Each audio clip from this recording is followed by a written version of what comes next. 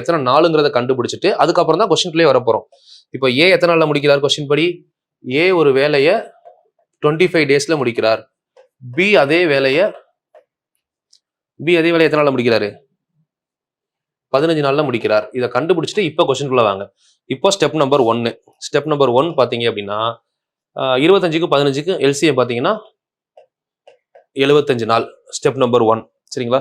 இப்போ step number 2 அடுத்து step number 2 எடுத்தீங்கன்னா ஏ இந்த 75 நாளை எத்தனை நாள்ல முடிச்சிருக்காரு? 75 பைக்கை 75 நாள்ல 75 பைக்ஸை 25 நாள்ல முடிக்கிறாரு. ஒரு நாளைக்கு 3 bike per day. Okay, but இங்க ஏவா பியா? ஏ பிளஸ் பி, ஏவும் பியும் சேர்ந்தா அதே 75 பைக்கை 15 நாள்ல முடிக்கிறாங்க. ஒரு நாளைக்கு 5 பைக் பர் டே. ஓகேவா?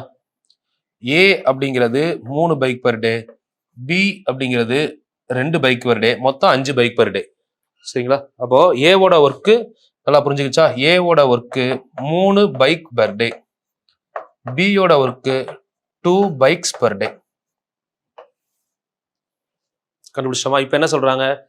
பி மட்டும் தனியா அந்த வேலையை பார்த்தா எத்தனை நாள்ல முடிப்பாங்கன்னு கேட்குறாங்க. இப்போ சால்வ் பண்ணலாமா? பி மட்டும் தனியா அந்த வேலையை பார்த்தா எத்தனை நாள்ல முடிப்பாங்க? மொத்த பைக்கு 75.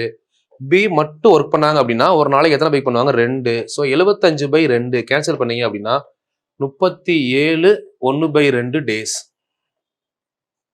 இந்த கொஸ்டின்ல பெருசா ட்விஸ்ட் எல்லாம் கிடையாது. நம்ம எந்த இடத்துல கான்சென்ட்ரேட் பண்ணணும்னா இந்த 80% ஆஃப் ஒர்க் 20 டேஸ்ல முடியுது இல்லைங்களா? அந்த இடத்த பார்க்கணும். இப்போ 20 டேஸ்ல 80%னா நம்ம இப்படி யோசிக்கலாம். ஏ வந்து 20% பிரிச்சா 5-20 பிரிக்கலாமா? அப்போ 80% 20 நாள்னா 5-5-5-5 அப்பதான் 20 நாள்ல முடியும் 80%. இப்போ இன்னும் ஒரு 5 சேர்த்தா 25. அதே கான்செப்ட் தான். பட் ஏவும் பியும் சேரும் போது என்ன ஆகுது? மிச்சம் 4ல 5ல எத்தனை பங்கு இருக்கு? ஒரு பங்கு தான். இந்த ஒரு பங்கு 3ன்னு சொல்றாங்க. அப்போ 3 3 பார்த்தோம்னா மொத்தம் 15. இது ஏயும் பியும் சேர்ந்தா. ஸோ இதுல இருந்து கூட கொண்டு வரலாம். இந்த லாஜிக்கல தான் நான் இங்க வந்து கால்குலேஷனா சொல்லியிருப்பேன். போன சம்ல பார்த்தோம்ல 2 மெத்தட் இருக்கு. லாஜிக்கலாவும் பண்ணலாம், கால்குலேஷனாவும் பண்ணலாம். இதை ஒர்க் அவுட் பண்ணிட்டு இந்த ஸ்டெப்ஸுக்கு வந்தீங்கன்னா உங்களுக்கு ஈஸியா புரியும். ஸ்டெப் 1, ஸ்டெப் 2, அடுத்து ஸ்டெப் 3. ஸ்டெப் 3 பொறுத்தவரை பி மட்டும் தானே கேட்டிருக்காங்க. மொத்த பைக் நமக்கு தெரியும் 75 பைக்கு. அந்த 75 பி வந்து ஒரு நாளைக்கு 2 பைக் தான்.